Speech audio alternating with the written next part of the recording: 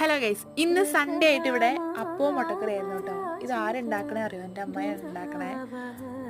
ആദ്യം എണ്ണ ഒഴിച്ച് കടുക് പൊടിച്ച് അതിലേക്ക് ഉള്ളിയും സവോളയൊക്കെ ഇട്ട് കൊടുക്കുന്നുണ്ട് കേട്ടോ. അതിലേക്ക് നമ്മൾ വെളുത്തുള്ളിയും ഇഞ്ചിയും കൂടി ഇട്ട് കൊടുക്കണ്ടേ. അതിൻ്റെ ഒപ്പം തന്നെ സൈഡിൽ നമ്മൾ മുട്ട പുഴുങ്ങാൻ വെക്കുന്നുണ്ട് കേട്ടോ.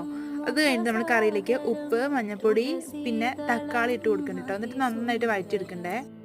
എന്നിട്ട് നമ്മൾ അതിലേക്ക് മസാലകൾ ആഡ് ചെയ്ത് കൊടുക്കുന്നുണ്ട് കേട്ടോ. മല്ലിപ്പൊടി, മുളക് പൊടി, അങ്ങനെ മീറ്റ് മസാലയും കൂടെ ആഡ് ചെയ്ത് കൊടുക്കുന്നുണ്ട് കേട്ടോ ടേസ്റ്റിന്. അത് കഴിഞ്ഞിട്ട് നമ്മൾ നന്നായിട്ടൊന്ന് മൂപ്പിച്ചെടുത്തിട്ട് അതിലേക്ക് വെള്ളം ഒഴിച്ച് കൊടുക്കുന്നുണ്ട് കേട്ടോ. വെള്ളം ഒഴിച്ച് കൊടുത്ത് നമ്മൾ ഒന്ന് ജസ്റ്റ് വറ്റിച്ച് കഴിയുമ്പോഴേക്കും അതിലേക്ക് മുട്ടയും കൂടെ ഇട്ട് കഴിഞ്ഞാൽ നമ്മുടെ മുട്ടക്കറി റെഡിയായി. അത് കഴിഞ്ഞിട്ട് നമുക്കിനി അപ്പം ഉണ്ടാക്കണം.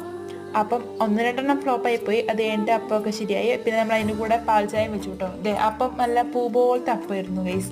അത് കഴിഞ്ഞിട്ട് നമ്മൾ ഈ അപ്പവും കൂട്ടിയിട്ട് മുട്ടക്കറി കഴിക്കാൻ പോകണം കേട്ടോ. അപ്പോൾ മുട്ടക്കറിയും പാൽച്ചായ ആയിരുന്നു ഗൈസ് ഇന്ന് രാവിലെ.